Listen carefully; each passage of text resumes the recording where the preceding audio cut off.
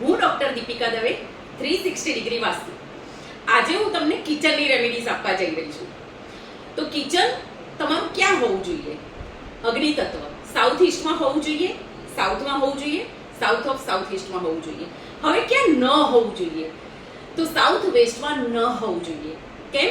કારણ કે ત્યાં પૃથ્વી તત્વ છે અને આપણે ત્યાં અગ્નિ તત્વ લાવીએ તો ઘણા બધા, કારણ કે ત્યાં રિલેશનશિપ અને સ્કિલનો ઝોન છે, તો બે હસબન્ડ વાઈફ વચ્ચે ઝઘડા થશે અને ડિવોર્સ સુધીની પોઝિશન આવી જશે. તો સાઉથ વેસ્ટમાં પણ કિચન ના હોવું જોઈએ અને નોર્થ ઈસ્ટમાં પણ કિચન ના હોવું જોઈએ.